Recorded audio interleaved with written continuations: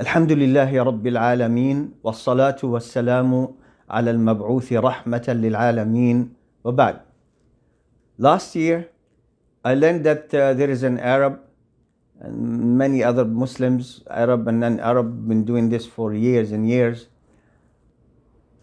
trying to re-establish the religion based on denial of the established facts of the religion. So many things, inshallah, we'll talk about them later. Today, that person said some of the most strange things I ever heard in my life. And believe me, brothers and sisters, I did hear a lot in my life. So this person is talking about adhab al-qabr, punishment, torment in the grave. Number one, he's denying that there will be torment in the grave, and he gives a reason why he denies that there is torment in the grave by saying it's not in the Quran. And then another reason, I'll delay that until the end. There's so many issues to talk about, so today we'll talk about adhab al-qabr. First of all, this regular theme these days among many Muslims, Arab and non-Arab, is that they come up with this idea that it's not in the Quran. In so many cases, actually, it is in the Quran.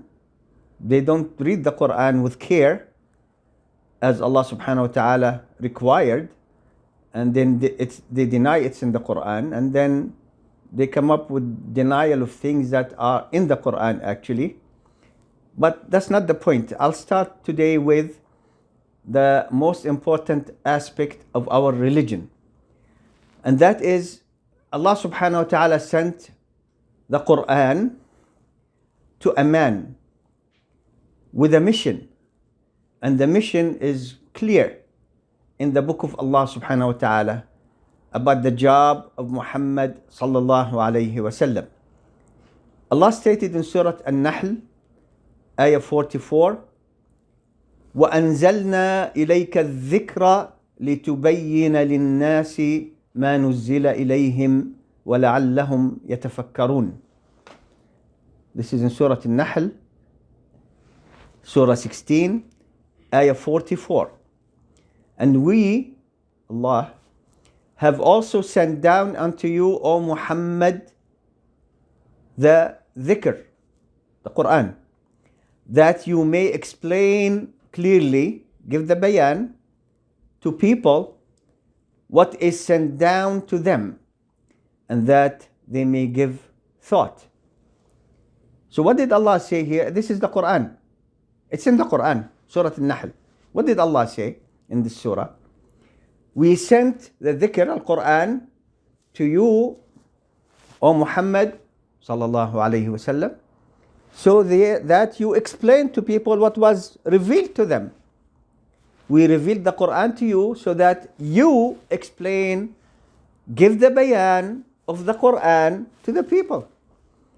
So you can't separate Muhammad sallallahu alayhi wasallam from his book by coming with this most ridiculous theme. It's not in the Quran. It's not in the Quran. It's not in the Quran. Well, it's in the Quran. Allah said that He sent the Quran to Muhammad to give the bayan. So where is the bayan? Got lost? Why? Because they don't want the Sunnah. They don't have time to read the Sunnah. They don't like some things in the Sunnah. They want to deny them. So they say it's not in the Quran. Or this hadith contradicts the Quran. How did he get to that point? Allah knows what. So Allah says here that the mission of Muhammad sallallahu alayhi wasallam is to give the bayan, the explanation of the Quran. That's why Allah sent it to a man. He didn't send down a book for everybody to read and left it to everybody to understand what they wish and desire from that book. No, He sent it to a man, sallallahu alayhi wasallam, Muhammad, to explain to the people, to humankind, what Allah revealed. So we have now in the Quran, in this ayah, we have Al-Quran الذكر and the bayan of a dhikr from Allah. Allah sent both. And He kept both among us. He did not just keep the Quran and then allowed those people who don't have knowledge in the Quran to explain the Quran as they wish. No, no, no. Allah gave both the Quran and its bayan. So what's the bayan of the Quran about this aspect? Torment in the grave. في الصحيحين عن ابن عباس مر رسول الله صلى الله عليه وسلم على قبرين فقال إنهما ليعذبان وما يعذبان في كبير وما يعذبان في كبير أما هذا فكان لا يستتر من بوله وأما هذا فكان يمشي بالنميمة. Bukhari and Muslim reported from Abdullah ibn Abbas radiyallahu anhuma that he said Rasulullah sallallahu alayhi wasallam passed by two graves and said, these two persons are being tormented in the grave, and they are not being tormented for a kabir, for a big thing. In another narration he said, but indeed it is a kabir, it's a major sin. The first kabir is, people don't think much of that sin as if it is, a big sin. Then he said, but indeed it is a big sin. One of them never saved himself from being soiled with his urine, while the other used to go about with namimah, meaning causing trouble between people. Spreading, what this guy said about that guy to that guy, what that guy said to this guy to cause trouble. Namima.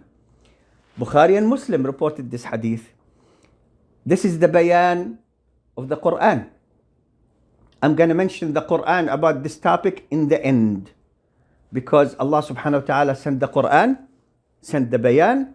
The bayan is here. May Allah reward Bukhari and Muslim and the scholars of hadith. They kept the bayan of the Quran for us. Another hadith. So we mentioned ayah, hadith in Bukhari and Muslim. This is a hadith in Sahih Muslim. وفي صحيح مسلم أن النبي صلى الله عليه وسلم قال إذا تشهد أحدكم، يعني التشهد الأخير، فليستعذ بالله من أربع يقول اللهم إني أعوذ بك من عذاب جهنم ومن عذاب القبر ومن فتنة المحيا والممات ومن شر فتنة المسيح الدجال. Now this hadith from Abu Hurairah radiyallahu anhu, who reported that the Prophet sallallahu alayhi wasallam said, when one of you finished the last tashahhud, the last one, the word last is from another narration in Sahih Muslim.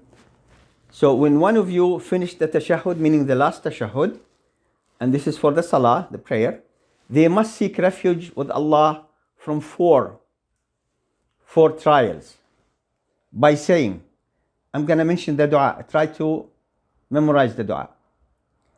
Allahumma inni a'udhu bika min عذاب جهنم ومن عذاب القبر ومن فتنة المحيا والممات ومن شر فتنة المسيح الدجال. اللهم إني أعوذ بك من عذاب جهنم ومن عذاب القبر ومن فتنة المحيا والممات ومن شر فتنة المسيح الدجال. What does this dua mean? O Allah, I seek refuge with you from the torment of the hellfire and from the torment of the grave, from the trial of life and death, and from the evil of the trial of Al-Masih Ad-Dajjal, the false Messiah. Muslim reported this hadith. So before you say salam, assalamu alaikum wa rahmatullah, assalamu alaikum wa rahmatullah, after you finish the tashahhud, you say this dua. In it, you seek refuge with Allah from the torment in the grave. Rasulullah sallallahu alayhi wasallam spoke. He spoke. He gave the bayan. He gave the bayan of the Quran. And this issue is in the Quran. Even if it wasn't, you are supposed to follow what Rasulullah sallallahu alayhi wasallam give you in terms of aspects of religion, life and religion. You are supposed to follow him.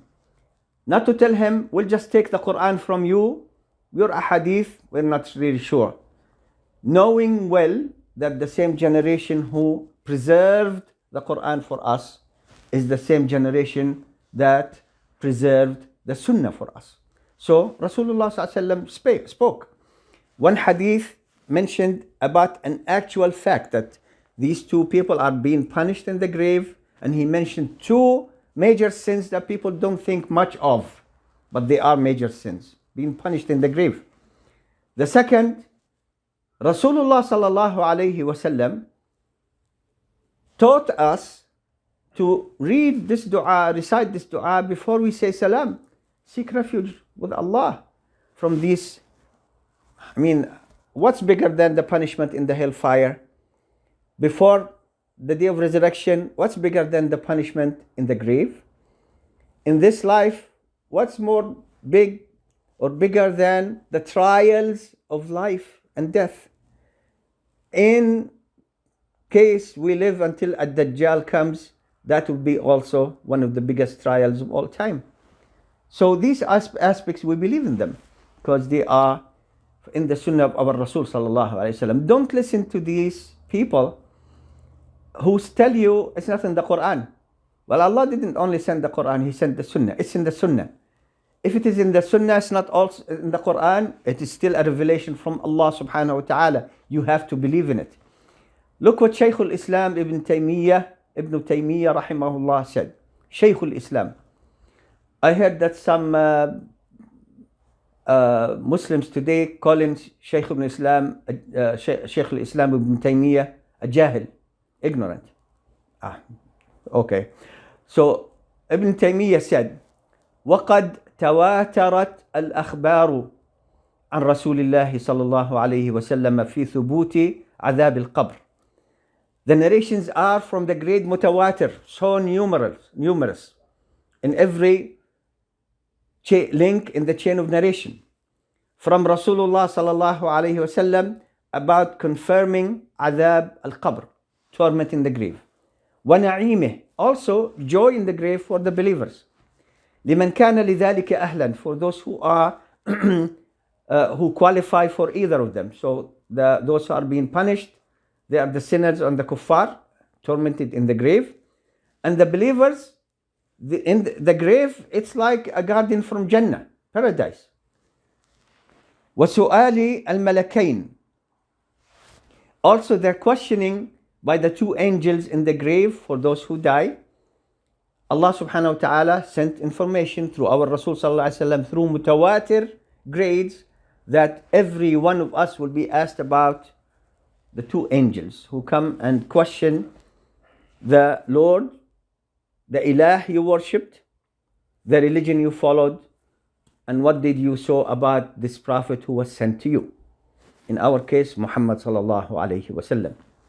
Ibn Taymiyyah continued by saying, فَيَجِبُ اعْتِقَادُ ذَلِكَ وَالْإِيمَانُ بِهِ.